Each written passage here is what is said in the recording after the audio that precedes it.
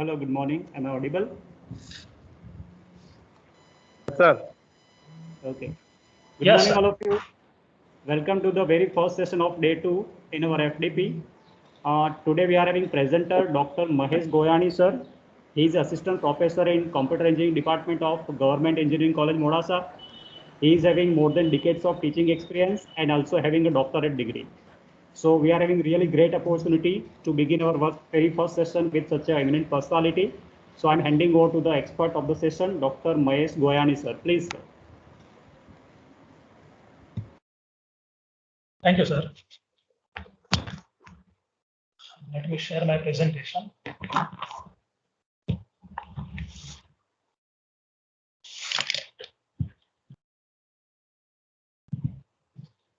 Is my screen visible? Yes, sir, clearly visible. Yeah, thank you.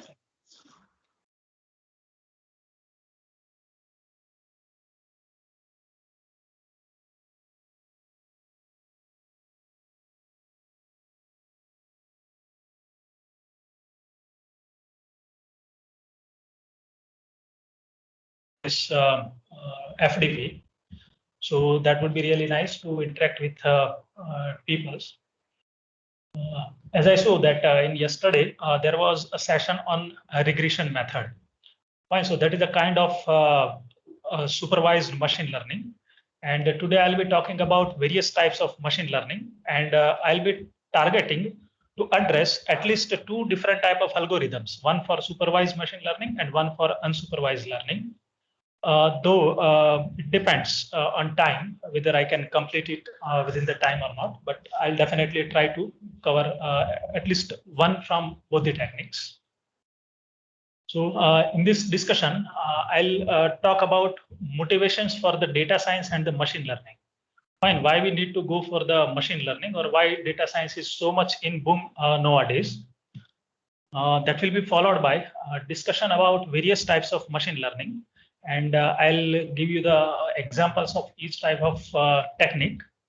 And I'll be targeting a logistic regression for the classification and the k-means clustering for the clustering. So logistic regression is basically a supervised machine learning, and k-means clustering is unsupervised learning. So I'll try to cover at least one algorithm from both the types of the machine learning. Fine. So before we go deep into the discussion, let us first talk about the motivation for the data science. Why people are so much after the term data science or machine learning and so on. So let me first recite a few popular quotes about the data science or the AI. So AI is part of everyone's life and it is hard to ignore. Right? So we may be using artificial intelligence in our life knowingly or unknowingly. So if you are a mobile user, if you have a smartphone, then definitely you are using AI every day, 24/7. Fine, you may not be knowing that which are the applications in your phone is using AI, but definitely it is a part of it. Fine. And whatever we are doing, suppose you are searching on YouTube, you are searching on Amazon or Flipkart. So all these e-commerce platforms are also using some concepts of AI and machine learning in background. So unknowingly also, we are using such kind of applications or the concepts of AI and machine learning. Information is the oil of 21st century and the analytics is the combustion engine. Right? So this is era of data and the information. We have a tremendous amount of data or information with us. And the analysis of that data is quite important. Just having the data is not sufficient. Right? So we need to mine the data. We have to find out that what could be the important information out of this, which can be used to boost our business. So main target is what? To boost the industry or the business, and that can be done through various kind of analysis of the data. So depending upon the type of data, domain of the problem, we can have a different kind of approaches or the algorithms to deal with that. In the next 10 years, data science and software will do more for the medicine than all of the biological sciences together have. Right? So whatever contribution this biological science has done so far since the inception of this medicine field, within just the next 10 years, this data science and the machine learning will take over that. It means the contribution of data science and machine learning within next 10 years will be more than the core biological science. So you can see what is the impact of data science on different field. It is not only related to computer science or computer engineering. And this is applicable to each and every field. Let it be chemical, chemistry or physics or biology or maybe any other discipline. You can apply the data science, machine learning and all. And virtually, there is no industry without data science or AI nowadays. Pick up any random industry, you can apply AI to that. So let us talk few applications of this AI. Actually, this list is quite long, but we can't discuss all of them. So I'll quickly go through few of the applications. You might have seen this. So this is a person tracking or the tracking of people. So based on this application, you can count how many people are in the frame, what is the density of the people, with what speed people are moving. So based on that, you can identify that is there any unusual event in this video or not. Fine. So if there is some person is snatching the bag and if he is running, then there would be a lot of chaos. Okay. So whatever rectangles are moving here, they will not be this much regular. So they might be running very quickly. People may be crossing to each other and so on. And you can actually track that person with the multiple cameras. You might have seen this in many Hollywood movies also. Fine, in many sci-fi movies. The another application is AI-empowered games. Like instead of straightforward rules, we can train a machine who can actually play the games. Okay, so if you might have observed, the older games were totally based on the rules. If something is happening like this, then follow this. Okay, so that kind of rules were static, or we can say hard rules were written. But nowadays, games are learning from the experiences. So if you are playing more and more, you might see that computer is being more and more intelligent because it is mining the rules and it is trying to overcome the limitations of machine itself. So you can design such kind of games. You can have a vehicle tracking also. So this will help you to detect what is the vehicle density in particular region. You can easily control the traffic also. You can actually set the timers onto the traffic poles according to the density. So most of the cities we have static timer. Fine, that it should be for 60 seconds or 120 seconds, irrespective of traffic density. So that might happen that traffic will not be equal in all the direction, but the timer will remain same. So what we can do with this is we can find out what is the density in all 4 directions. And depending upon to the density, we can give the control or we can set the timers of the traffic signals. And that will greatly help to reduce the traffic. Another very popular application is character recognition. Let it be optical character recognition or it might be handwritten character recognition. So this could be useful in many different applications, like you can design. Actually, it is used in America for the postal code, postal address decoding. So envelope is just given to the scanner. Scanner will scan the address, and that handwritten address will be converted into digital form, and appropriate barcode stickers are generated. And that what process we are following manually. It is done automatically in US and in some other countries. You can have a digital version of books also. You scan the pages, give it to the system. System will automatically recognize the characters, and it will generate a digital form of that. So you can also apply it into the auto number plate recognition for toll booth collection. So applications are quite big for this also. You can apply it in different domain.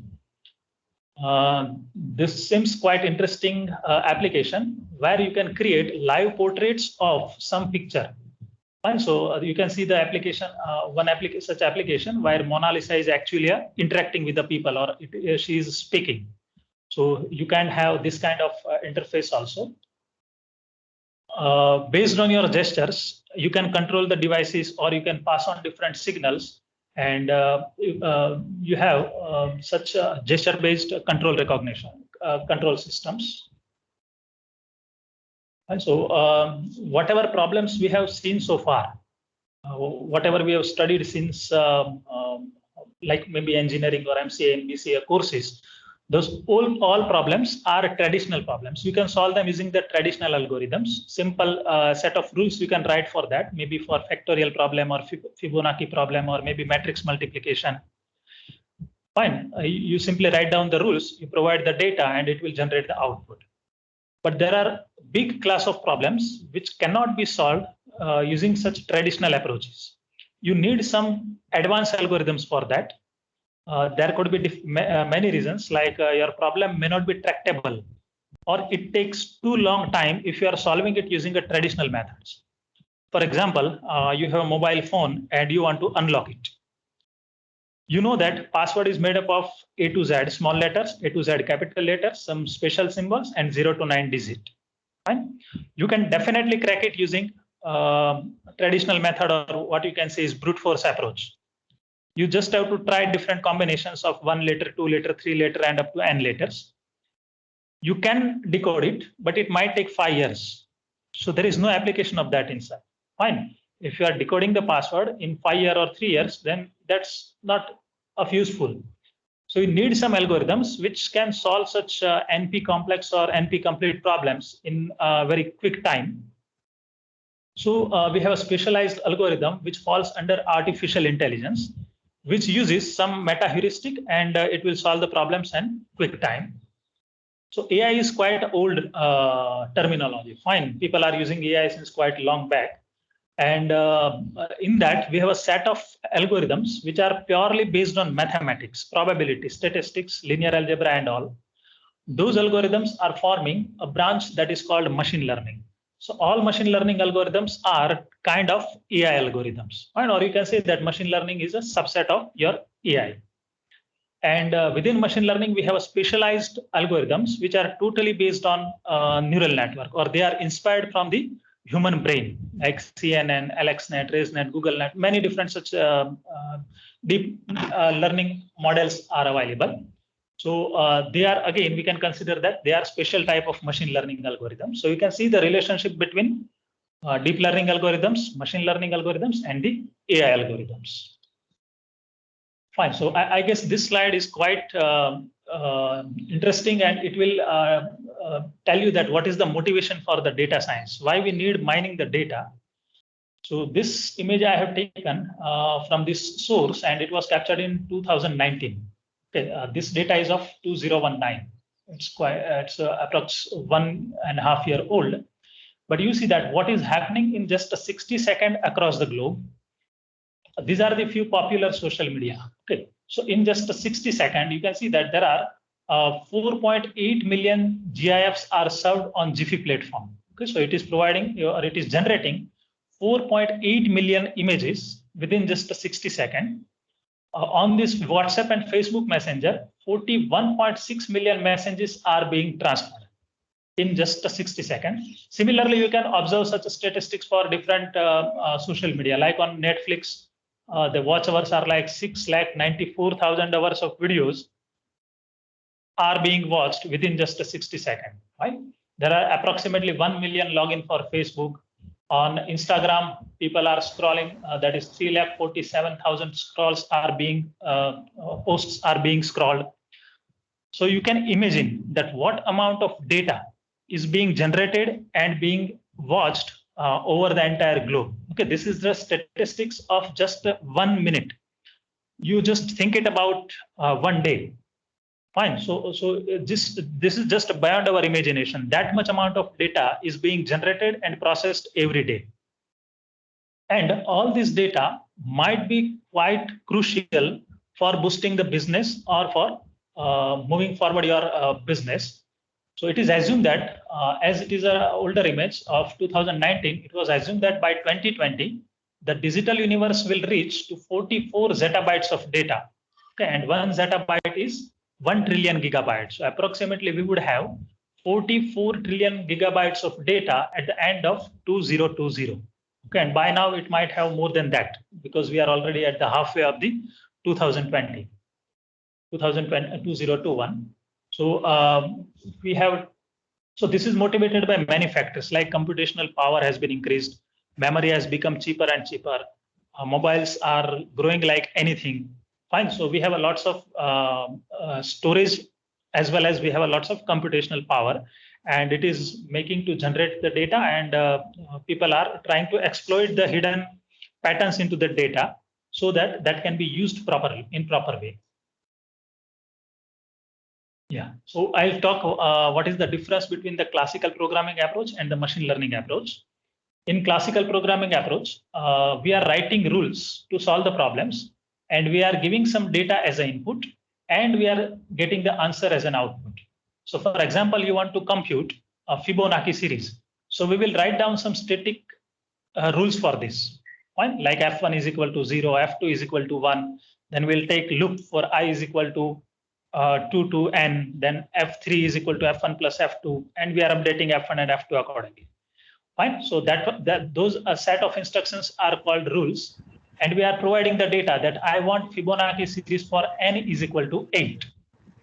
So these rules are quite static, and that will be applied onto the data, and finally we will get the answers. That may be a 0, 1, 1, 2. We all are familiar with Fibonacci series. Fine. So this kind of series will be generated up to 8.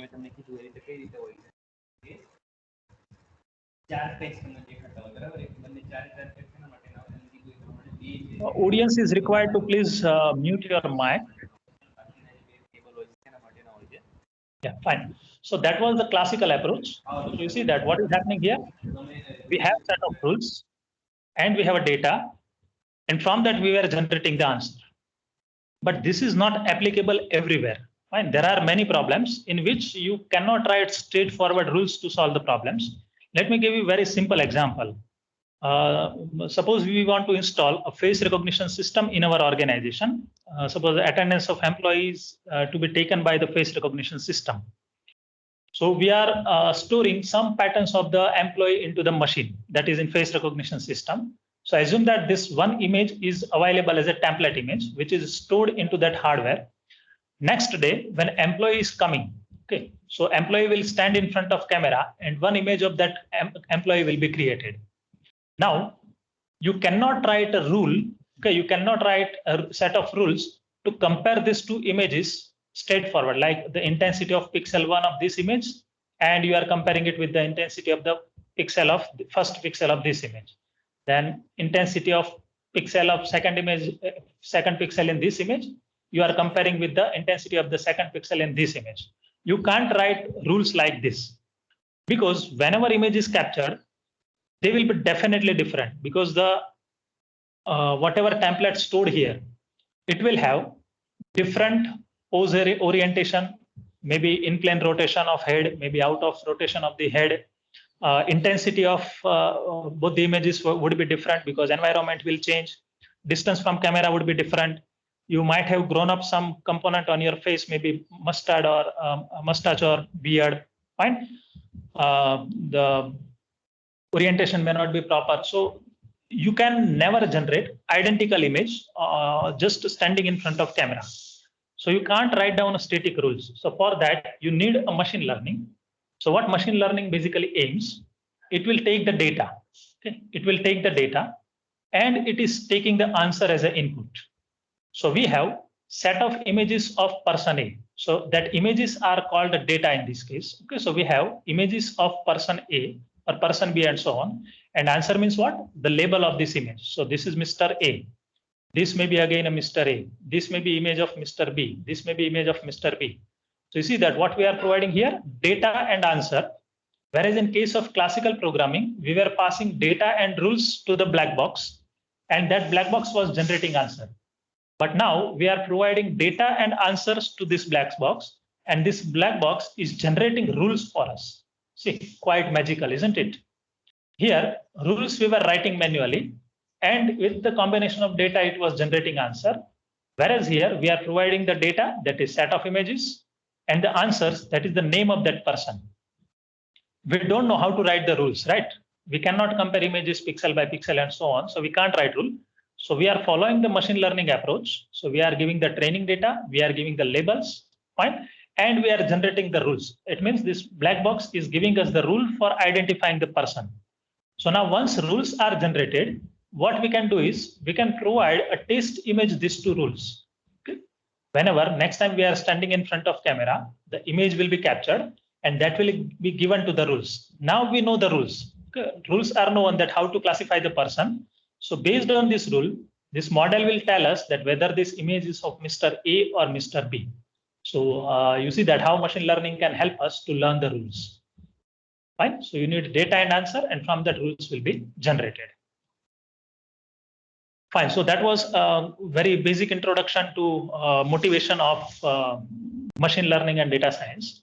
Now we'll talk about what are the various types of machine learning.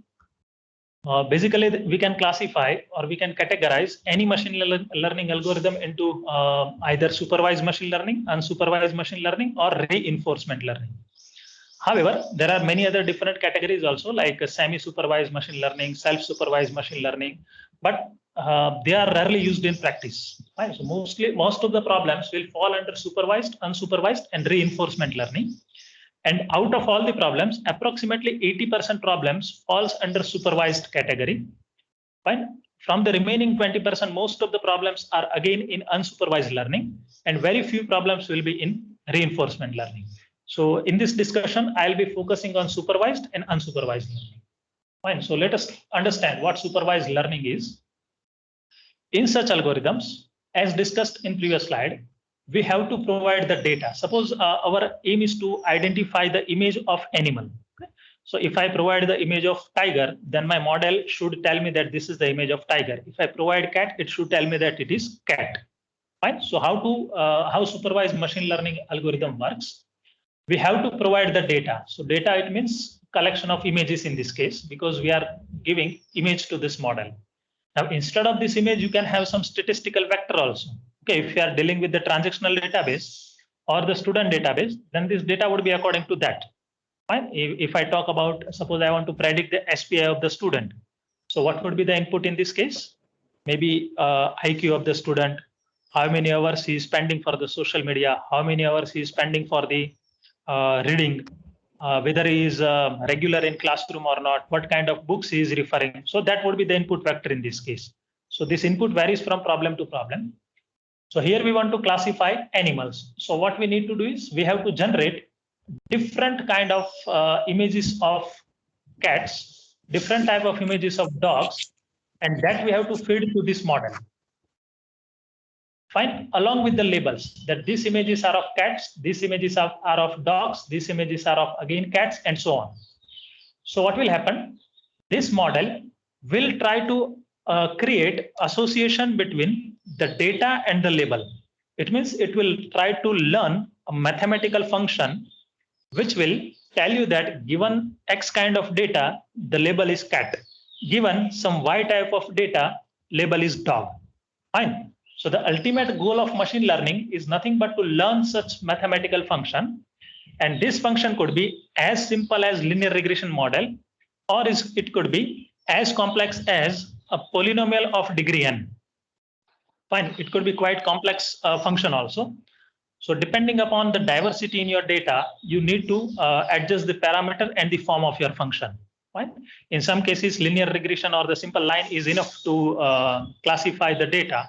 Whereas if your data are intermixed, simple line will not work. You might have to go for the equation, or you might have to go for the polynomial equation of degree n, or you might have to just separate them through the hyperplane.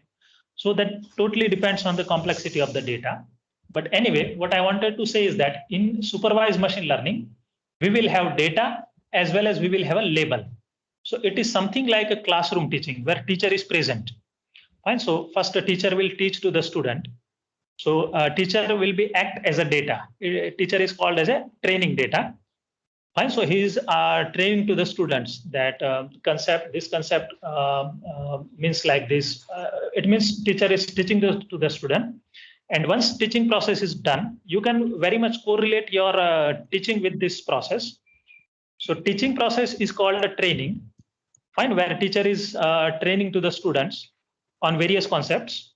And the examination you can consider as a testing. Fine. So whenever exam is conducted, now teacher is not present to guide the students.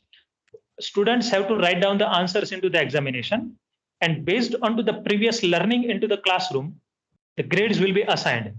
If he was a regular student, he was a good learner. It means if the model was trained properly, then that model will be able to properly answer the questions into the university examination. And if model was not trained properly, it means student was not regular in classroom, or he was not following the instructions of the student teacher. He may not be following the good books. Then probably that model was not trained properly, and hence he will fail to answer most of the questions into the examination. Right? So that is what supervised learning, that learning is done under supervision of someone.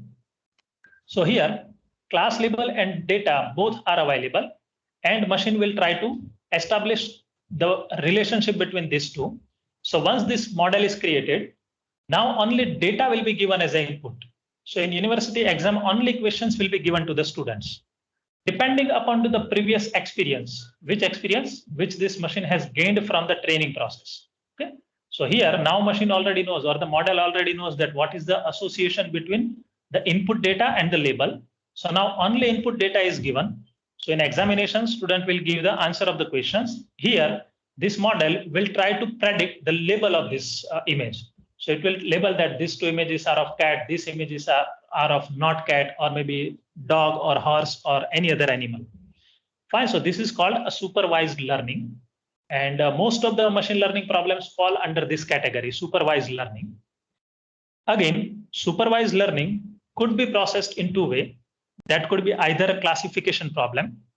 Fine. So what we are doing in classification is we are simply dividing our data points into different categories, that this data points belongs to some negative class, this data points belongs to some positive class, depending upon to the features. Clear? So aim of classification is to derive a decision boundary which will separate your data. So if I put, ultimately my goal is to derive this equation of this line such that all the data points of this class will lie on one side of line, and all the data points on opposite side will lie on another side of the line. Fine. So I need to approximate this line y is equal to mx plus c. Fine. We all are familiar with the line equation. So I need to find out the optimum value of slope of the line and the y-intercept of the line. Once this equation of line is done, what we need to do is whatever next data pattern is coming to us for the classification, we will put that data point into the equation of line y is equal to mx plus c. If the data point is line, then we know that line equation will satisfy and it will return 0. If data point is on one side of the line, it will return positive value. If it is on other side of line, it will return negative value. So based on that, the test data point would be assigned class negative or maybe positive. Fine. So again, I'm saying that in very abstract manner, the goal of classification is to derive a decision boundary.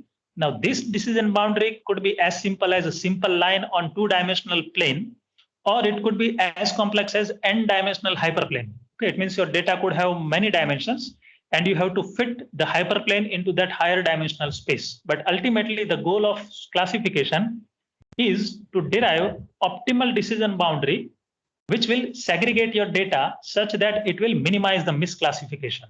Fine. So if you have some data points, red data point here, then it is impossible to derive a line. Okay, in that case, it is still possible. Now, instead of this line, what would be the orientation of line? It should be something like this.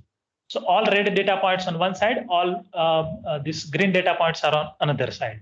Fine. So depending upon your data, this orientation of line will change. So here now M and C will be different than the previous one. So our ultimate goal is what? To fit a line or to find a decision boundary such that it should minimize the misclassification. If you are still persisting with this line, this one, then we have one misclassification here. You see that it is a red point, but it is still on this side. Actually, it should be on right-hand side of the line. Got it? So this is the classification. So what we are doing is in classification. So this is also known as a prediction problem. Okay? We are predicting the label of the data. So in case of classification, we are predicting categorical variables. Okay? Categorical variables. It means the class label is discrete. It is always a label, Mr. A, Mr. B, or it is a A grade, B grade, C grade, or tumor is benign, or it is a malignant. Our email is a spam or not spam.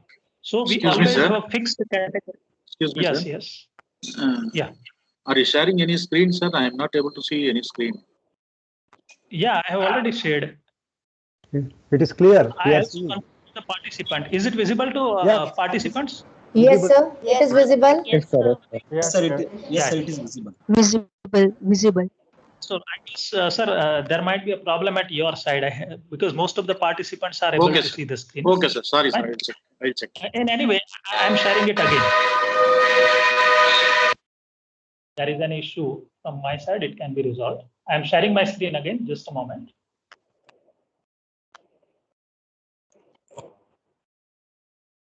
And I believe that now it is visible at your side also. Yes, sir.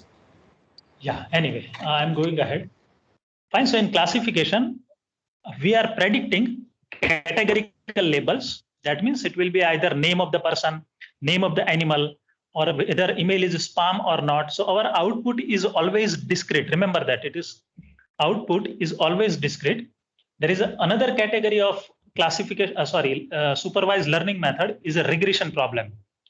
Fine, so some problems are comes under regression, which you have already studied. Okay. Let me interact with you. Can anybody tell me how regression differs from classification?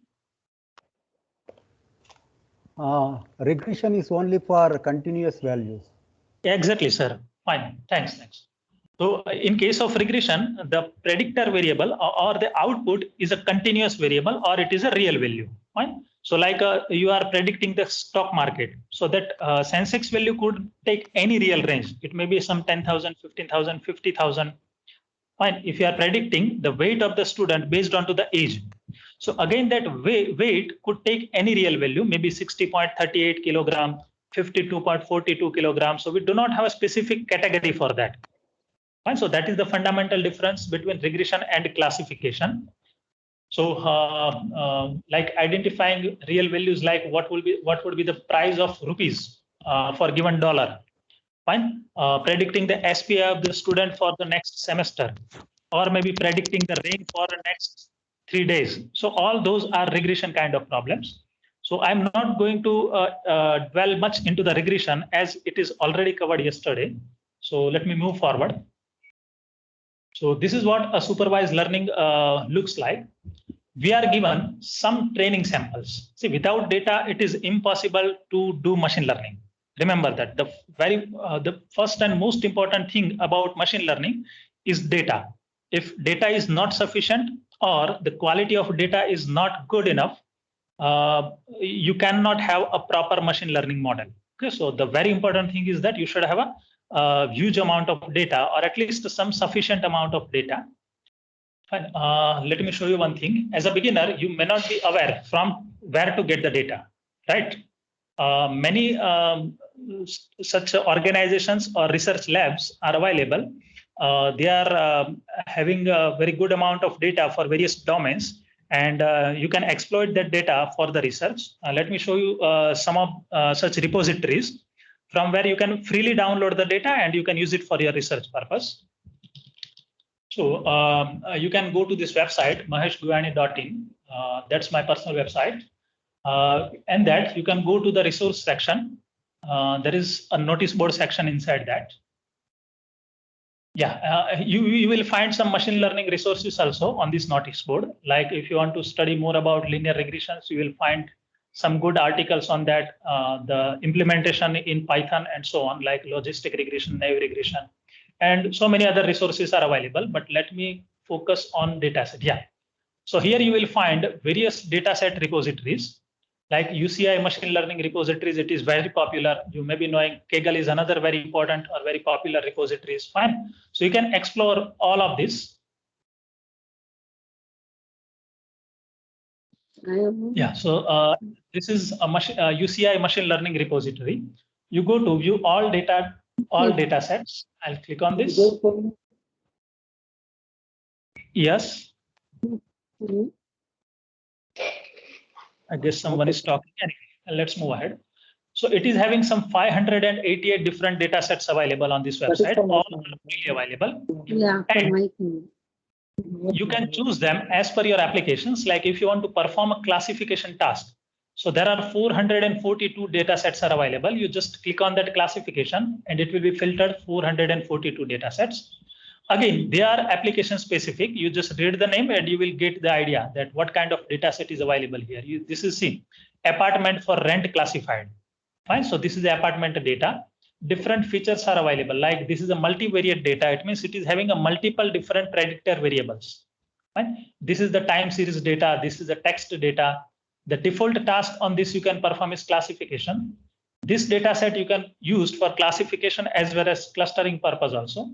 These are the types of attribute, like it contains real value, it contains only integer or real value.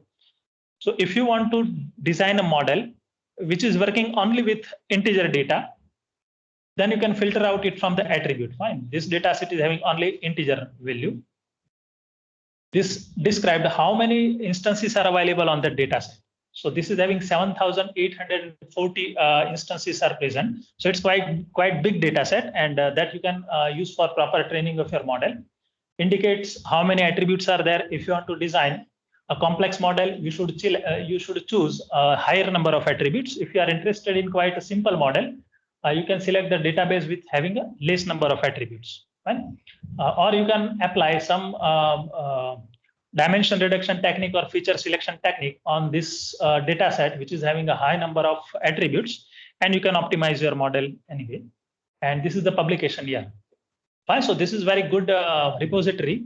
There is a regression data sets are also available. Data sets for clusterings are also available. Depending upon attribute types, data types, area, number of attributes, number of instances. So you can utilize this. There is another very popular website that is Kaggle. Okay, so on this you will find data sets also. And this is an official website for machine learning competitions. So competitions on machine learning are held on this platform across the globe. You can participate in the competition and you can win the exciting prizes also. Right? So you can go to this competition tab. And you see that some of the competitions are ongoing, like Titanic machine learning from disaster. How many teams have participated, rules and regulations, everything will be given to this. And you can go to this, you can surf it and you can read it out. Sir, similarly, this is the AWS dataset repository. This is the repository from Microsoft. There is another very big repository on various fields on GitHub. Right, so simply you can surf out all these data sets if you need it and want it. Excuse me, sir. Yes, yes. Sir, can you send link of these websites in chat box so participant can? Yeah, sure. Yeah. Yes, sir, just.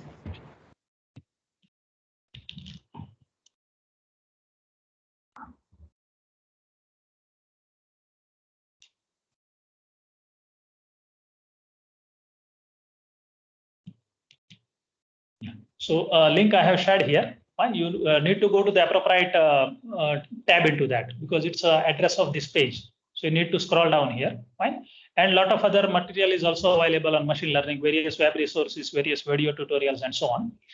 You can surf it out. Fine. Let's move ahead. Yeah. So assume that we have a training data of through some images, and we have to classify whether it is a fruit or it is animal, or we can give a specific label also, whether it is an apple or whether it is a tomato or whether it's a horse or dog or so on. So we have some set of training data. Fine. Now this training data, we cannot feed it directly for the training. Because as I said that you cannot compare this to apple. You will never get correct answer. Or you can never compare this to apple. You see that both are apple, but they are quite different in texture and color and so on. Fine. So if you are only training your model with only these two data, then what will happen? Your model will not be generalized to all this data and it will fail to classify this data because these patterns are almost similar. So if you are training with this, then your model will be having a very high bias and this fruits will not be classified as an apple because they have a bit of variance compared to this one. So you have to select a quite big range of data, which is having a diversity, and that you have to use for the training.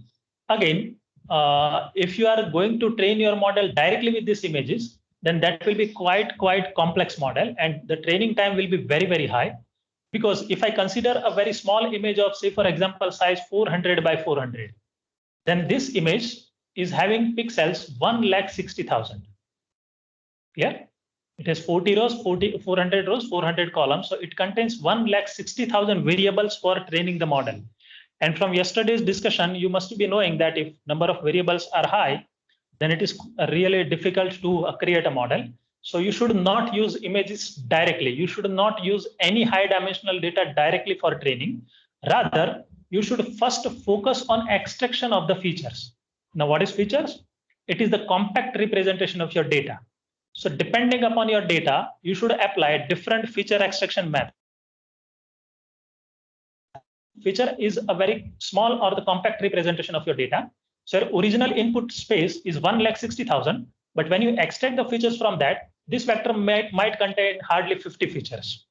So now you have to train your model with just 50 features instead of 1,60,000. Clear? So extraction of feature is quite important.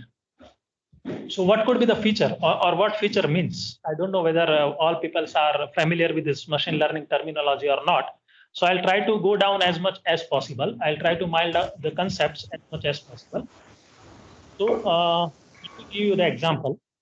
The feature is something which is compact representation of the data as well as it is discriminative. It means the data from two different classes should not have identical features. Otherwise, there are chances of misclassification. Clear? So assume that I want to classify the given polygon into one of the 5 classes. So obviously, this is a classification problem. So I'm considering 5 class: concave polygon, convex polygon, rectangle polygon, square polygon, or triangle. So my input will be one of the shape.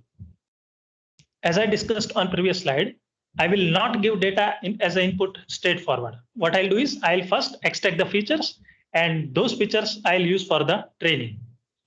Can anybody tell me what could be the features of concave polygon, or how you define the concave polygon?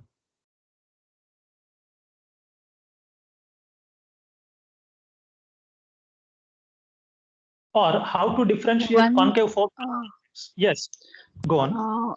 In it, one side is having an angle.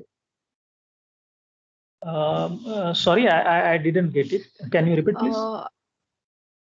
There is one side which is on the z-axis. I mean, you have x-axis, y-axis, and there is a z-axis. There is a not a 90-degree angle for one side. Can that be the feature? Okay. Any other answer? How to differentiate concave from convex? It's quite simple mathematics. Fine. We have already studied the difference between concave and convex. Even you can see it from diagram also. Greater than 180, less than 180, I think so. Exactly. There are difference of angles, sir. Exactly. Fine. In concave polygon, if you consider the angle between any two consecutive pair of line, it will be always less than 180 degree. Whereas in case of convex polygon, there will be at least one pair of line where the angle between those lines will be greater than 180. So I can exploit this fact, and I can use those angle actually instead of providing each and every pixel of this polygon. So the feature for concave would be something like this, that all the angles are less than 180 degree. So this is my feature vector, that this angle is, say, for example, 30 degree, this is 130 degree, 40 degree, and 60 degree, and so on. Got it? So I'll use this feature vector to train the model rather than using the entire figure, because there could be infinite different concave polygons. So I cannot fit it. They might have a different size, they might have a different orientation, they might have a different angles. Fine. So what common factor is that, or what is the characteristic? That all the angles are less than 180 degree. Whereas in case of convex problem, at least one angle is greater than 180 degree. So looking at this feature vector, my model will say that, okay, this is not concave, this is convex. Okay. Any idea about rectangle? What could be the feature for rectangle? Sides are parallel. Angles all are same angles. Rectangle 90 degree, all the angles, but opposite sides are parallel, no? Parallel and equal. Yeah. Still we need something, because this definition is applicable to square also. If we extract the features from concave polygon, then we'll get 4 angles, while in convex polygon we will get 5 angles. No. This is just an example. There could be concave polygon of 10 angle also, or 100 angle also. Okay. Fine. The But just is that, yeah. Okay, sir. Okay. Okay. This is I have shown just for example. In general, it can have any number of angles in both. The question is that someone has given a good answer, but that was partial. That how to identify the rectangle? Like angles are 90 degree. Fine, but it is applicable to square also. And what I said that features should be such that. Sides are Sir, not equal. convex has a possibility of outlier. Sorry. Sir, length is greater than breadth. Has a possibility Two of people are outlier. speaking. Two So I people think are in this speaking. case we have to measure angle as well as size of the lines. Fine. So the side that is Square, the all sides are equal. Rectangle, Exactly. all sides Fine, are fine. not equal. Great. Fine. So here width and height would be same, whereas in case of width will not be is equal to height. So we can have feature vector like this, that angle between consecutive pair is 90 degree and the width may be 30 degree and height may be 50 or vice versa. Whereas in case of square, this would be identical. So when we train the machine, it will establish the association based on this, that even though these features are identical, there is something which is differentiating square from the rectangle. Fine. Now it is not necessary that it should be 50 only. Now it could be 100, 100, 200, 200, 500, 500, 5, anything. But this is just an example that it's a 50-50. So on different example, we have to train the model so that it will get the idea that, okay, if all these 4 parameters are identical, and if these 2 are identical, then it is definitely square. I hope you get the idea how to extract the features for this. So if it is a right angle triangle, then definitely one angle will be of 90 degree and rest of 2 will be less than 90 and summation of all 3 angle will be definitely 180 degree. Clear? So in similar way, we have to apply some filters on this, maybe or some kernel on this, and we have to identify corresponding feature vector for this. I hope you are able to match the analogy what we have discussed on previous slide with this one. Instead of directly feeding the apple, what would we will do? We'll apply some technique on this. So there are hundreds of operators are available for the feature extraction. All are having different pros and cons. But ultimately, the goal is that it will give you a very compact representation, some set of numbers, and we give it to the training model, okay, along with the obviously label. Okay, so we will extract the feature vector of this, we'll give to the training model, and we'll say that this is an apple. So what we give to the training model, data as well as answer. So training model will generate rules for that, and that rules are nothing but the learn model. So once this training is done on all this data, next is that we have to test. Okay, so now we are giving some image. We don't know what is the label of this image. Okay, this is unknown sample. So again, we will extract the features from this image. That feature vector will be given to this learn model. Okay, and learn model is already having some knowledge that if feature vector looks like this, then I should classify it as an apple. Is that clear? So this is how supervised learning approaches are working. Another category is unsupervised learning model, in which teacher is not present. Student has to learn by himself. Here, the data will be clustered or grouped based onto the characteristics or the similarity of the data. Right now, model does not have any idea whether this is a dog or cat or whatever it is. But it will exploit the feature vector of all this data, and it will find out that these 3 are having identical categories. Right? They have this kind of face, the size of eye is like this, they are having a fur, fine, something like that. And based on that, it will put it into the one group. And this set of images are having a certain common characteristics. So this is called a clustering, fine, or it is called unsupervised learning. So when we give some input to this, it will check out whether it is matching with group 1 or it is matching with group 2. Based on that, it will put it into the group of cats or in the group of dogs. Clear? Label is not available right now in training. Remember that. Okay, so so this is like a distance learning. Student is learning by himself and appearing into the university exam. If that model was trained well, he will be able to perform well. If it was poor, he might fail into the examination. Fine.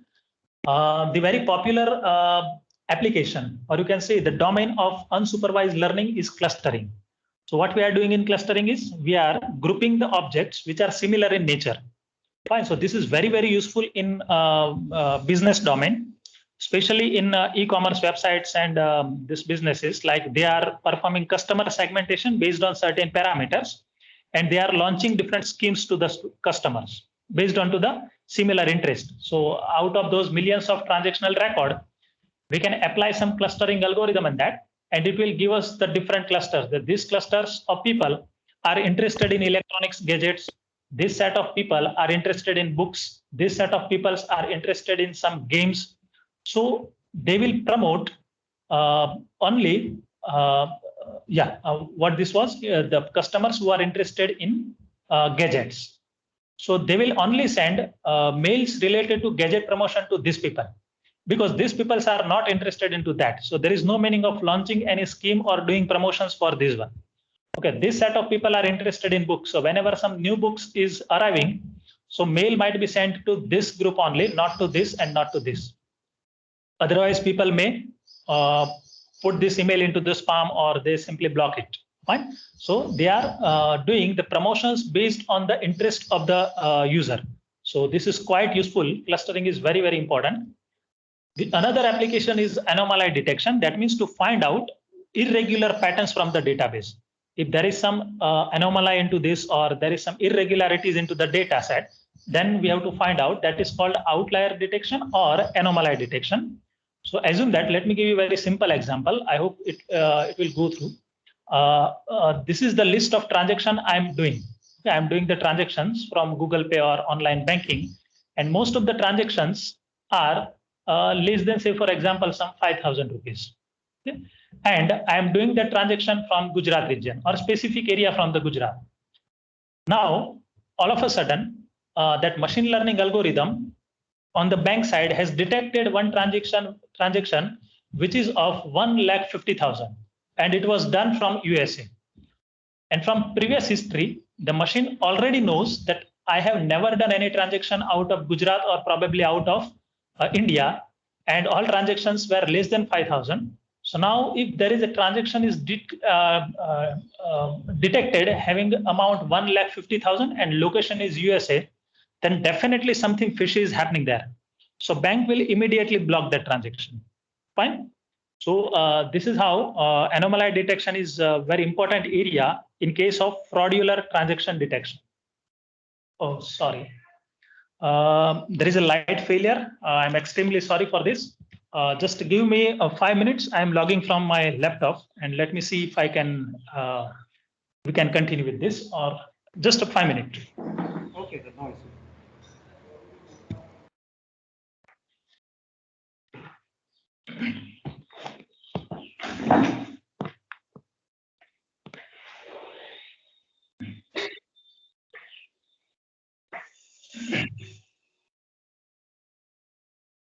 Yeah, now electricity is back. Let me turn on my computer. Just a moment. Sorry for the interrupt, but I can't do anything with this.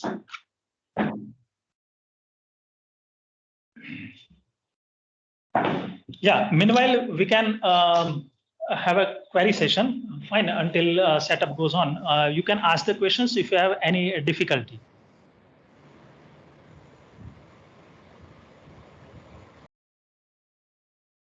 If anyone would like to ask anything or want to discuss anything, feel free.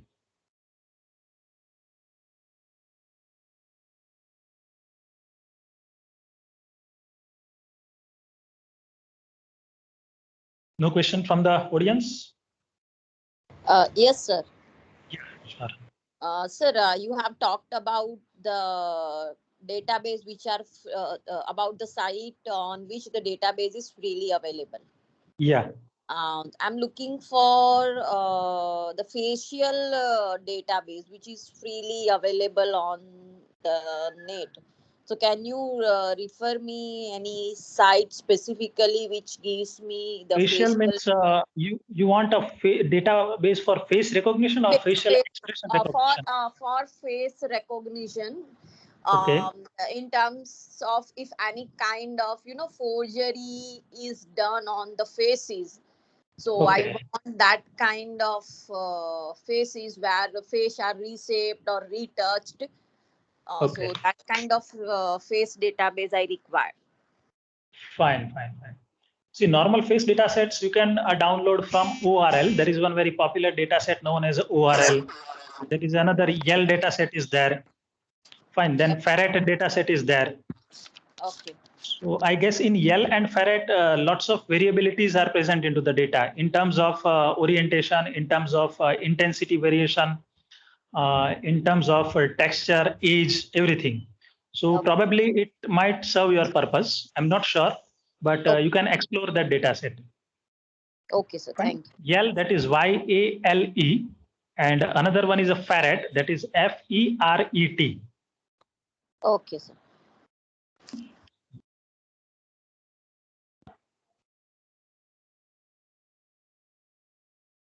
Sir, excuse me, sir.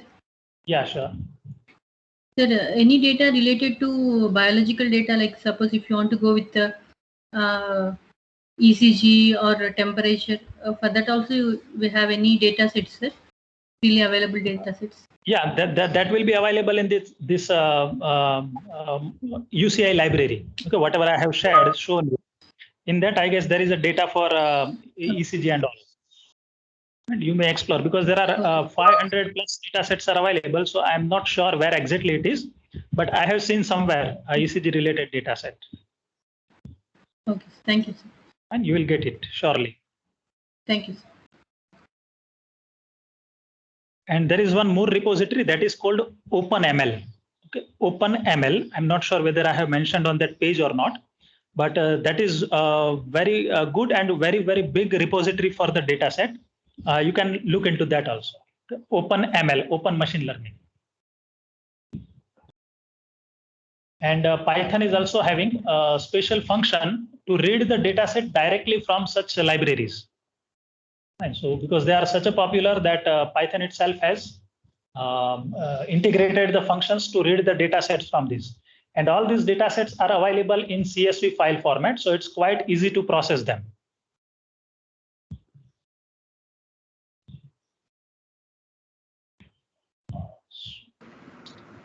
Sir, can you provide the list of tools to be used for this feature extraction and then training the data and also because the data set will be very much bigger. Yes, yes. Larger the data, the training would be better. Fine. If training is okay, your model will perform fine. Because with lower data, you cannot generalize your algorithm well. Let me give you one simple example. Suppose you want to teach a kid that this is called an apple. So generally what we do, let me just share my screen as I have joined. I'm joining to this. Just a moment. I'm sharing my screen. Can anyone confirm? Is my screen visible? Yes, sir. Yes, sir. Visible. Fine, fine. Yeah. So let me give you a very general, simple example that suppose kid of 4 or 5 is there and parent is trying to teach the kid that this is called an apple. So if parent will show him only 2 or 3 samples of apple, then the training will be very poor. So kid may not be able to identify when the apple of some different shape or size is shown to him.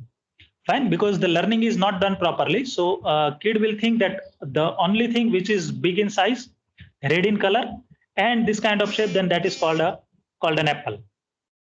So he might not be able to recognize the apple of different texture or different color or different size, isn't it? Because training is not done properly. Instead, if parent will show him, or there are chances of misclassification also. If that model was not trained properly, when you show a ball to the child or a tomato to the child, child might interpret it as an apple because he has not seen much samples of the apple.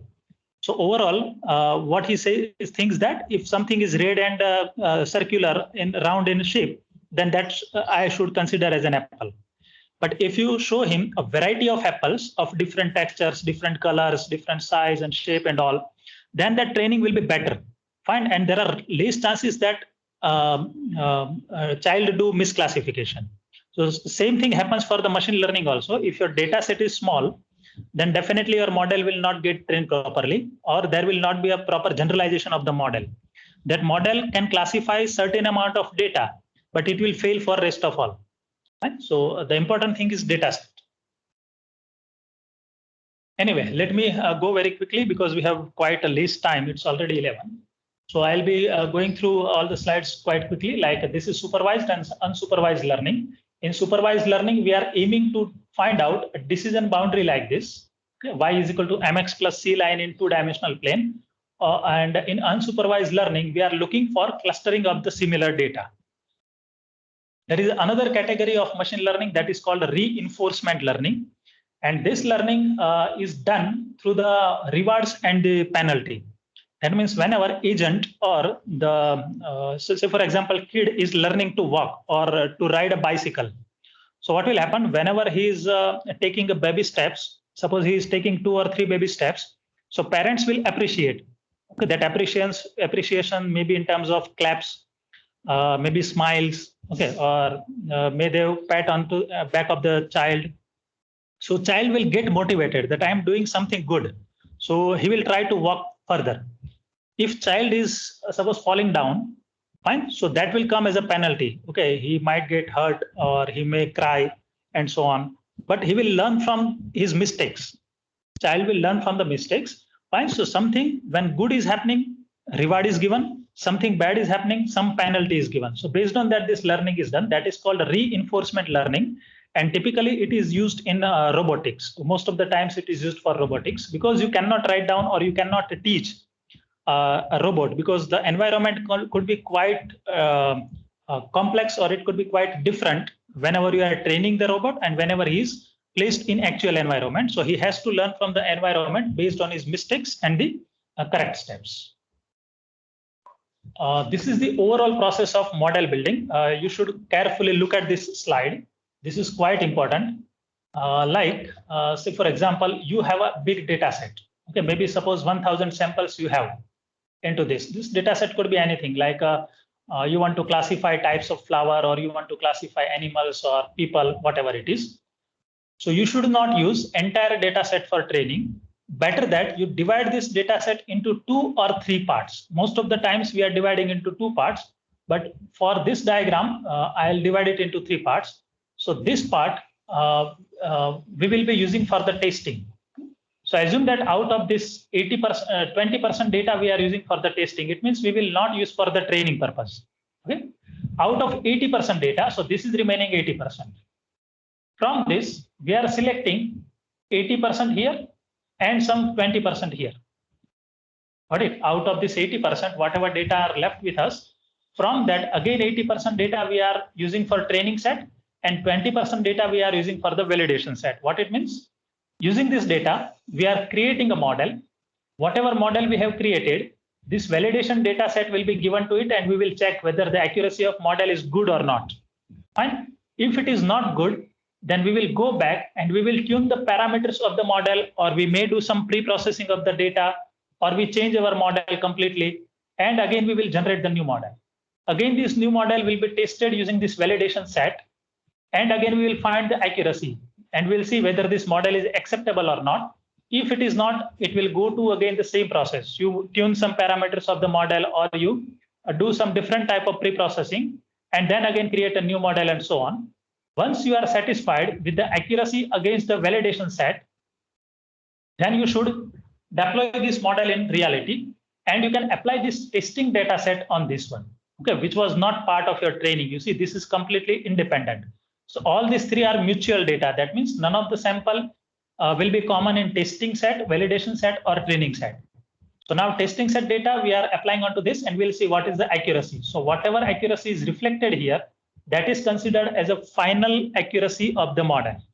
If it is 95, 97, 98, it is good. If it is not, you can rebuild your model, fine? Or you need to do something else with the data. So this is a complete or entire flow of any machine learning model. So these are the few types of problems. You should be able to identify whether it is a classification problem, regression problem, or clustering problem. Okay. Quickly, please give the answer. Under what category this falls. Predict price of house based on the size, number of bedrooms, number of floors, population, construction year, etc. Regression, no? Regression. Exactly, because we are predicting price, which is real value. Predicting tumor cell as benign or malignant. Classification. Obviously, classification, because we have a fixed categorical label. So tumor can be either benign or malignant. There is no other option. Google News, like categorizing news. Clustering. Clustering, because we are Google News will create a cluster of similar articles. Identifying credit card transaction is legitimate or fraudulent. Classification. Good, great. Classification, because we have a fixed category of classes. Predicting the rain on 31st June 2020. Regression. Good, very good. Separating emails in primary, social, promotional, and updates. Clustering. Yeah, regression is not there, but you can consider it as either clustering or classification. In both way, you can look at this problem. Fine, because you are putting similar items in primary, another kind of group into social, or you can treat it as a classification problem also. So there are many problems which can be solved using multiple models. Group boys and girls based on their characteristics. Clustering. Because we are considering the similar characteristics. Predicting SPI in next semester based on your IQ, classes attended, study hours, etc. Regression. Because SPI varies between 0 to 10, it can take any real number. So I hope you are completely through the classification, regression, and clustering problem. So these are the different models available under various categories. Like in classification, we have a k-nearest neighbor, logistic regression, artificial neural network, support vector machine, and so on. Good morning, sir. The list is quite big. Fine. Sir, ऊपर वाले floor पे हूँ मैं.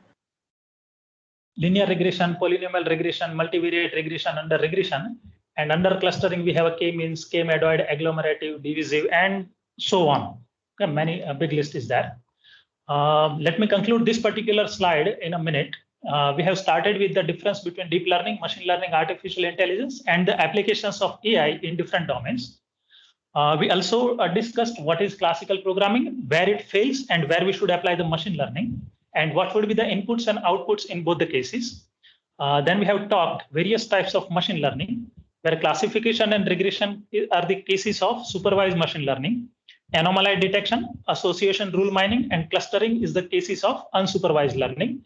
And robot navigation was the case of unsupervised learning, reinforcement learning.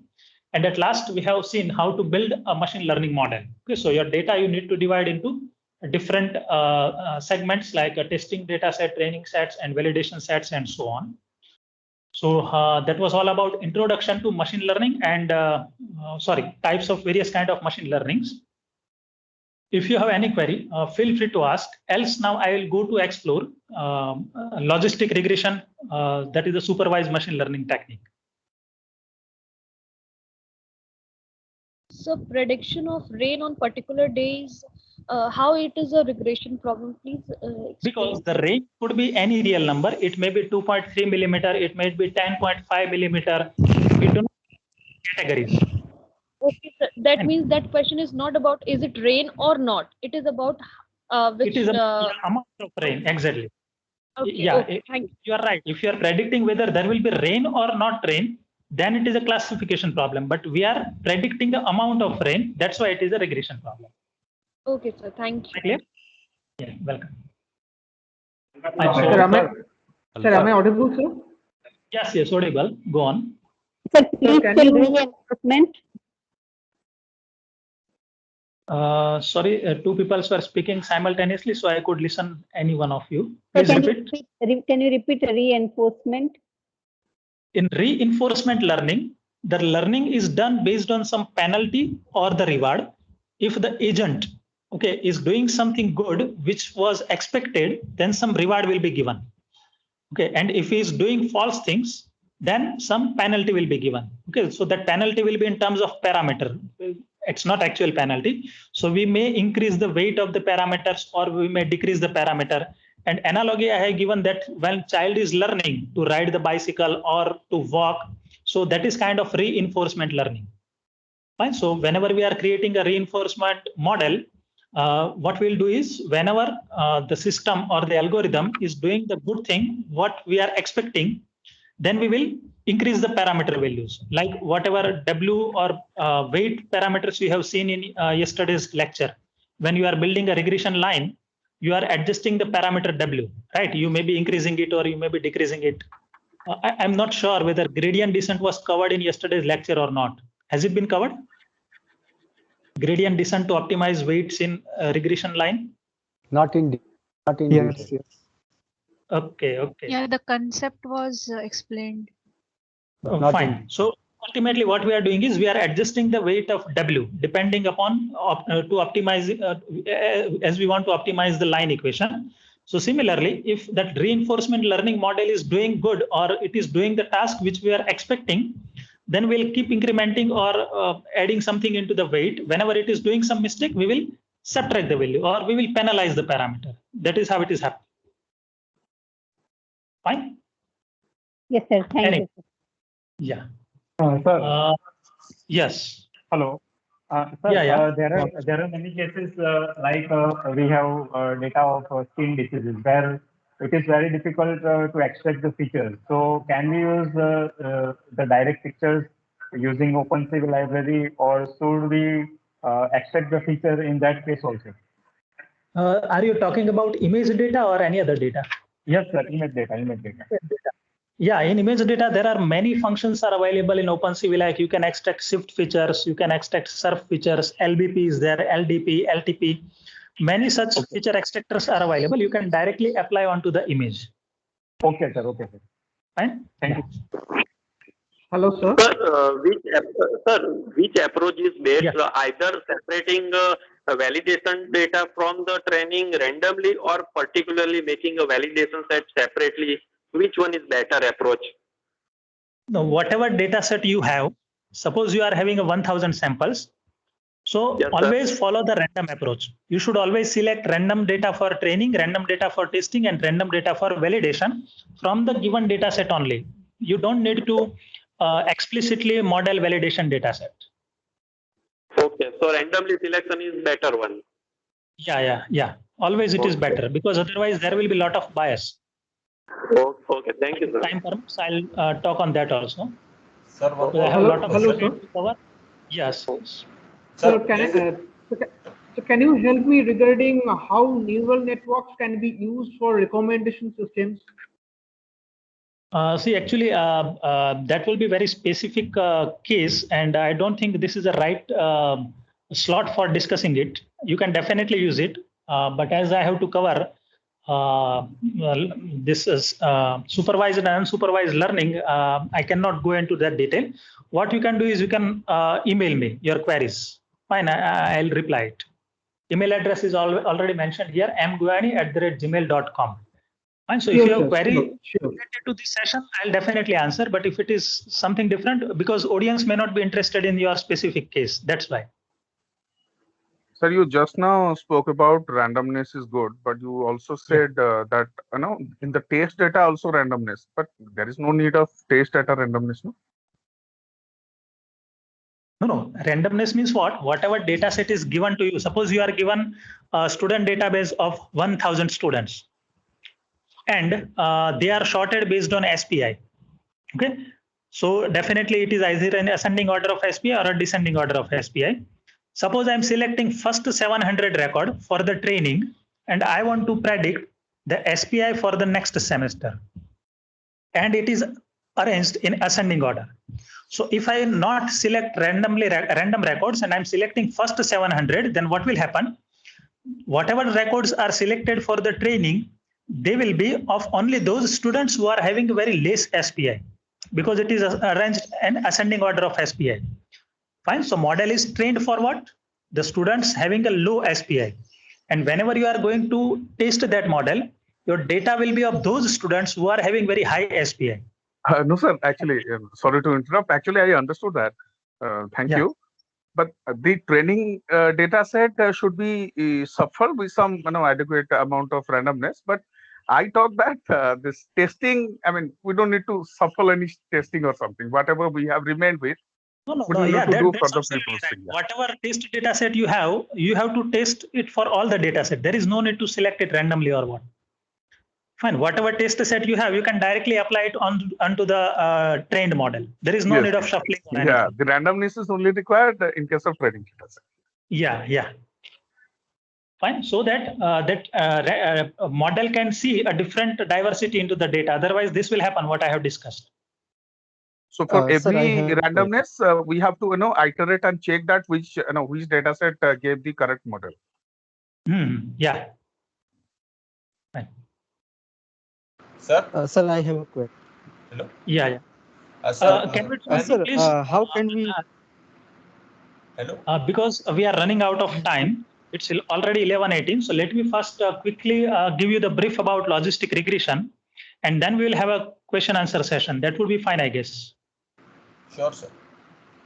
Fine. You can note down your questions. We will have a long question answer session at the end. Don't worry. And so I'll quickly go through this because it is impossible to cover now both the concepts. So logistic regression. So we have basically 5 types of question in data science, like is this A or B? So we are categorizing something. Fine, it is Mr. A or Mr. B. This is dog or cat. So such problems are called a classification problem. If your question is regarding quantity, how much or how many? Okay, so again, you are predicting something, but now it is in terms of quantity. So this is called a regression problem. If you are finding some patterns into the data set, whether it is a weird or it is a common, okay, it means you are detecting the outliers into the data set. This is called anomaly detection or the outlier detection. If you are looking for the structure of the data, how it is organized, then it is called a clustering.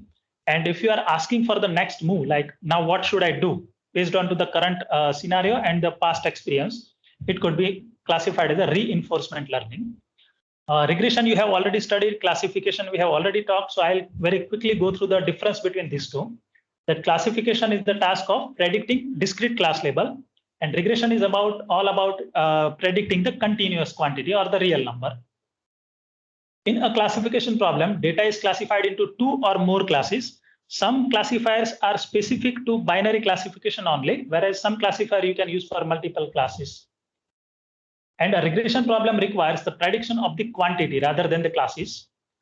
We could have either binary classification or multi-class classifications, and few of the examples are like logistic regression. See, its name is a logistic regression, but it is not a regression technique. Fine, it is a classifier. Remember that, because the whole philosophy of logistic regression is derived from the concept of linear regression. So linear regression is a regression technique, but logistic regression is a classifier. Fine. Due to its philosophy of working, it is named as a regression technique. Artificial neural network, decision tree, random forest classifier, etc. are the examples of classifier. And we have various kind of regression methods like simple linear regression, multivariate regression. We have some optimization techniques for that, including lasso regression, ridge regression, and so on. So this particular example is a case of classification. You are simply putting your mail into spam or non-spam category. And given the temperature, you are computing the value of pressure, or you are predicting the value of pressure. That is known as a regression problem. Clear? Okay. I'll quickly give you the brief of some of the classifier because I'm going to talk about a classification technique. So the very fundamental technique is called K-means classification. KNN classification technique. What we have to do is, whatever test data we have, that we have to compare with rest of the all training data set, or whatever data we have to find out distance of this test data from all, and we have to see that whether it is very close to blue point or whether it is very close to red point. And based on that, class label will be assigned. So in that case, we are looking for only nearest neighbor. So that's why it is known as a K nearest neighbor algorithm. Whenever K is equal to 1, this model will be quite vulnerable to the outliers. So in general, K is capped to 3 or 5. It means we are looking for the nearest 3 neighbor, or maybe 5 neighbor, or maybe some 10 neighbors. And now we will take the maximum voting. See, if we consider K is equal to 5, then we will select nearest 5 points. And we will see that this is red, blue, blue, blue. So weightage of blue is higher than red. So we will assign the class of blue to this test data point. Is that clear? So that will be more robust compared to the 1 ANN. Okay, you can have 5, 10, 11. Generally, we are keeping it odd for the proper weight combination. Another model is a decision tree, where it is completely rule-based system. At every node, we are testing one attribute, whether temperature is greater than this or not. If it is so, then we are checking for the pressure is less than this or not. And based on that, we are coming to the decision. Okay, this is called a decision tree classifier. A decision tree is quite sensitive to the noisy data, and there are higher chances that it will be overfitted to the data.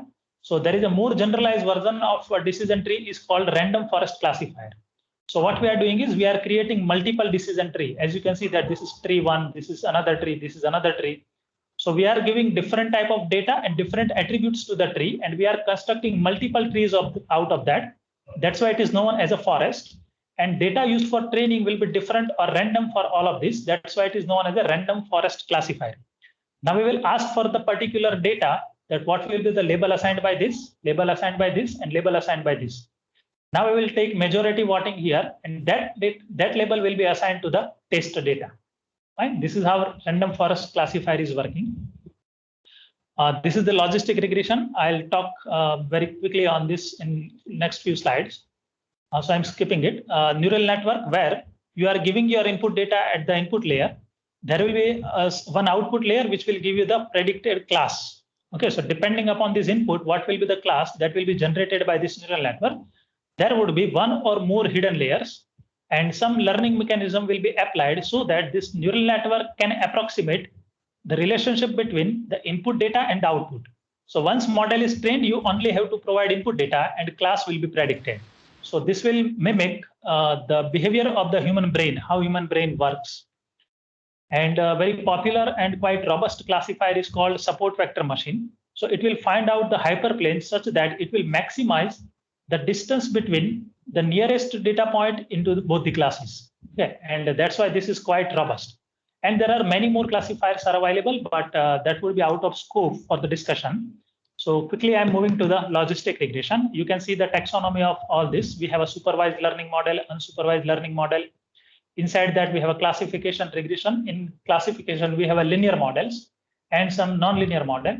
And inside that, we have a logistic regression. Okay, so here, right now, we are at this particular position. Fine. So the concept of linear regression is derived from, logistic regression is derived from linear regression. So I'll quickly recap linear regression and then we'll move that how to model the logistic regression. So as you know that linear regression is method of predicting dependent variable y based onto the value of independent variable x. So x is given and you have to find out value of y, and what was the model for that? B0 plus B1x or maybe W0. I don't know what variable has been used yesterday, but in general, we are using something like this. You can quite compare it with this equation of the line mx plus c. So c is B0, m is B1.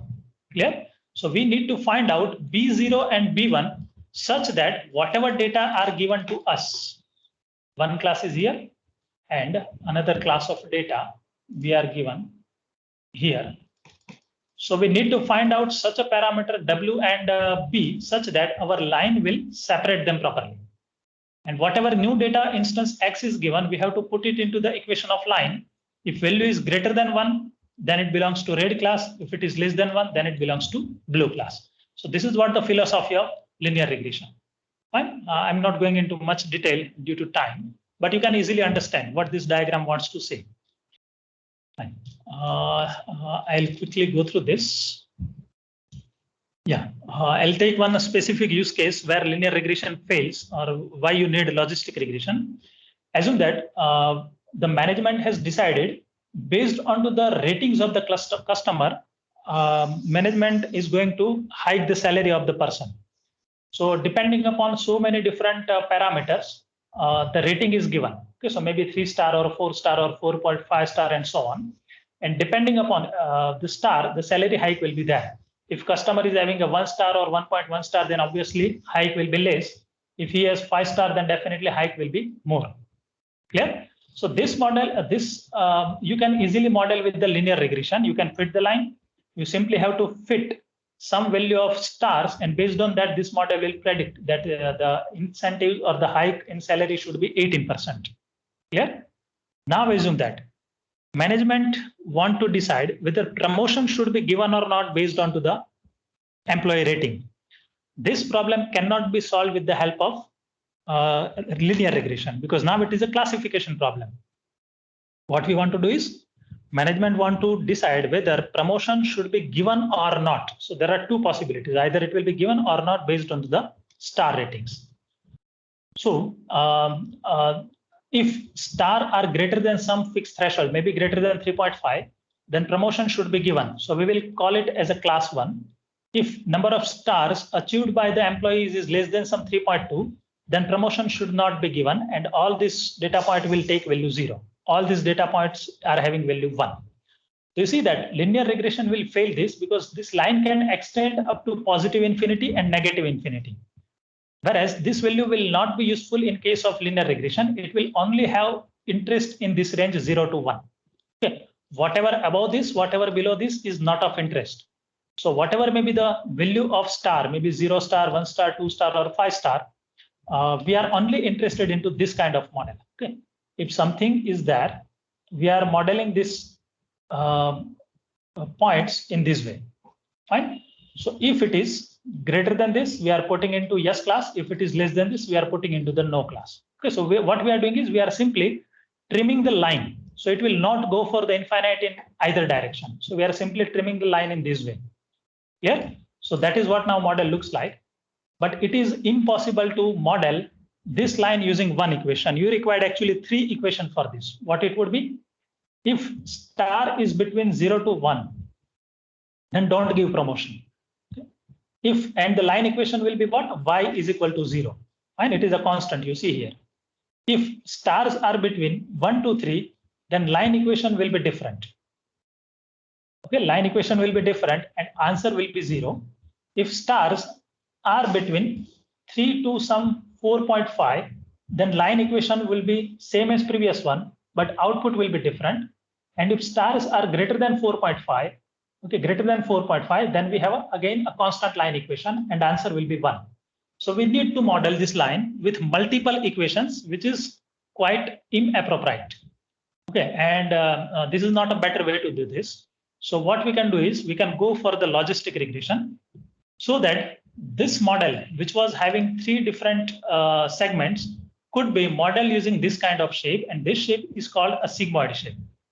Fine, and this you can model exactly using one equation, and the answers will be identical. Whatever was here, the same prediction will be done here, but this is more smoother, as well as it can be modeled using just a single equation. Fine, and how we can model it, I'll discuss it. So there could be multiple ways. When you refer the literature, you will find ways by which logistic regression has been derived. So there could be either using geometric way or probabilistic way or using loss functions. Fine. So I'll try to cover at least a geometric and probabilistic way to come to the equation of the logistic regression. So ultimate goal is that we know that we have to derive the plane or the line which will segregate 2 different classes in appropriate way. So assume that we are interested in such a plane or such a line, so that all red points should fall on this red region and all blue points should fall into the blue line, blue region. So all blue points should fall in another case. But initially we don't know that what would be the appropriate M and C for this. That is the slope and the y-intercept of this line. So what we'll do is we will randomly initialize M and C and assume that we are getting such kind of classifier with this. Now our aim is that we have to identify the optimal classifier. Shit. There is again light failure. I'm extremely sorry for that.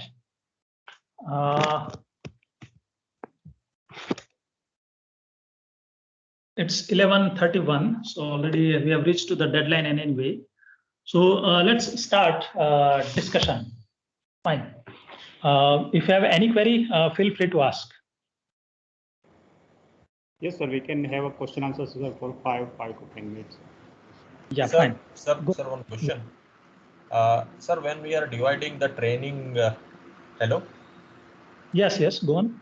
When we are dividing this training data and testing data, so let us say 50-50 or 60-40 or 80-80. So will there be effect in the accuracy, final accuracy? Obviously. So what is Yeah. the optimal, let us say, any kind of fixed rule that we should go for 80-20 or 60-40? Yes, there is a way out for that. See, one method is called hold out method, in which we are holding some data back for the testing the accuracy of the model. So in that case, most of the times what we are doing is we are following 70-30 ratio. 70% data we are using for the training, 30% data we are using for the testing. Now see, again, there is no fixed rule that you should use 70 only, but most of the researchers are using 70-30. If you are giving 90% data for training and 10% data for the evaluation of the model, then you will get higher accuracy because more data you are using for the training.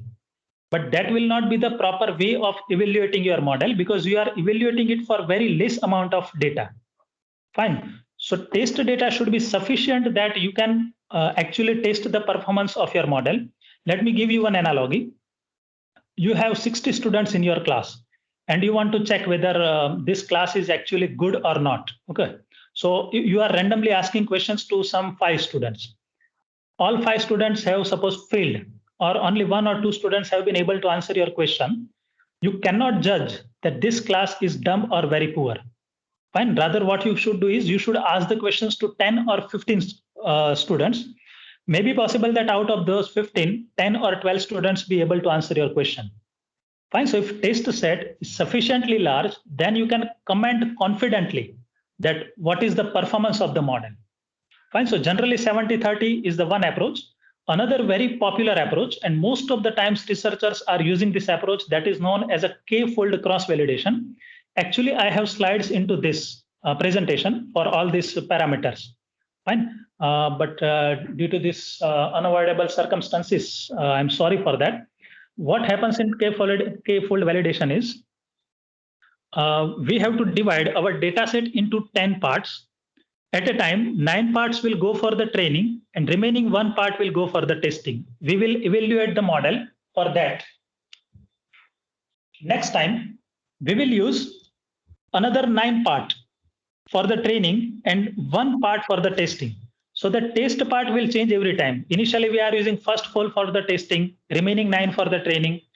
In second iteration, we are using second fold for the testing and rest of all are for training. So this process will be repeated 10 times. Fine. We are calculating the efficiency of the model 10 times and we are taking the average of that. If this average is attractive or you are satisfied with that average, you can go with that model. If you think that your model is not performing well using this 10-fold cross-validation, you need to change the parameter of the model or you have to do some pre-processing task of your data. Fine. So holdout method and k-fold cross-validation, and mostly k is equal to 10. Okay, out of 100 research paper, you will see that 95 research paper will be employing this strategy, 10-fold cross-validation. I hope that I have answered your question in an appropriate way. Yes. Am Sir. I clear? Yes, sir. Yes, Yeah, fine. Sir, Sir, good morning, sir. This is Dinesh here, sir. In that case, Sir, may I go can ahead, we sir? able to One at a time, because I don't have a control. Fine. So either a moderator can decide or mutually you decide who will speak. Mr. Makwana, sir, you can go ahead, sir. No problem, sir. I'll ask Okay. later. Okay, sir. So, sir, in that case, can it able to solve the problem of class imbalance? Because in many data set, we are facing the problem of class imbalances because Yeah, exactly. I got it. Got your question. What sir wants to say is that there might be some data which are heavily falling into some particular class. Say, for example, you have a 5 class and 1000 data. 500 samples belongs to class 1 and rest of the 500s are distributed between 4 class. So if you are randomly selecting the data, then there are high probability that most of the data samples will come from class 1. So there is a sampling technique called stratified sampling. Okay. So there is a big theory, statistical theory for sampling, but stratified sampling, what you have to do is that you have to select equal proportion of data from all the classes. Okay. So suppose you want to train your model with 100 sample, then select 10 random samples from class 1, 20 random samples from class 1, 20 from class 2, and so on. So your model will be trained for equal amount of data for every class. So you can, in that way, you can handle the class imbalance. Another way is that you can apply a technique which is known as what you can do is you can twist your data.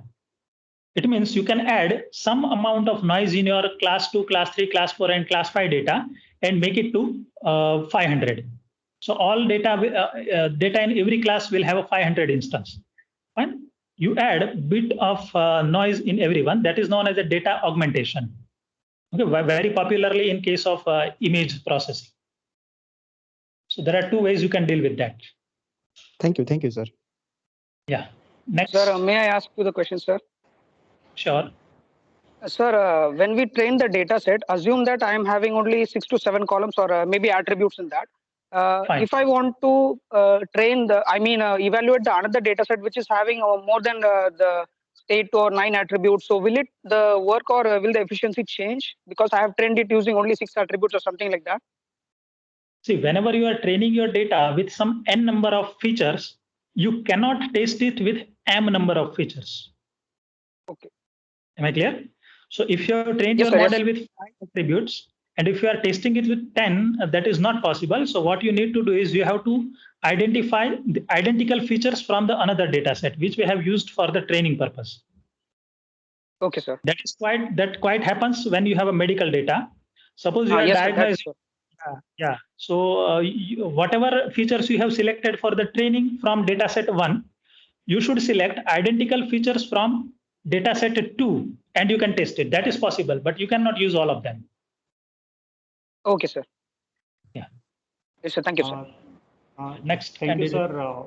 We need to end this session here. Really interesting session, and we want to continue it, but sir, we are having time limit. Sorry, sir. Yeah, sure. And sorry, participants. So we need to end this session here. Thank you very much, Dr. Goyani, sir. The session was really fruitful because the way you presented the fundamentals of machine learning and the presentation, it was the best possible presentation. Thank you very much, sir, for such a great session. Can I take a minute? Just a minute. Definitely. Yeah. Is my screen visible? No, sir. Yes, sir. It is visible, sir. Yes, sir. Now it is visible. Yes, sir. Yeah, fine. See, I have launched a course on YouTube. Okay. I'm going to launch a course on machine learning. So I guess all the people here are interested in machine learning. So what you can do is you can go to this channel Code Crux. Right, right now there is a course on fuzzy logic. Okay, it's live.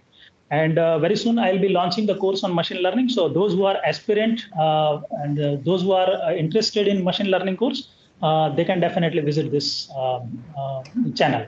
And the name is Code Crux, CODCRUCK.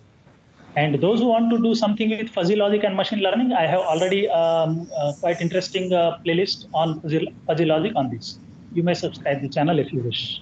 Yes, sir. Please send a link in chat if possible. Link of this into the description box if anybody wants to go through these videos. Thank you. Okay, thank you very much, sir. Thank you very much, sir. Thank you very much, sir. One question, Ghanshyam sir. Yes, sir. I have submitted the assignment. Okay, when can we know the answers? Sir, still many participants are pending, so we will send the link for them, and at the end of the training session, you will get marks of also. Okay.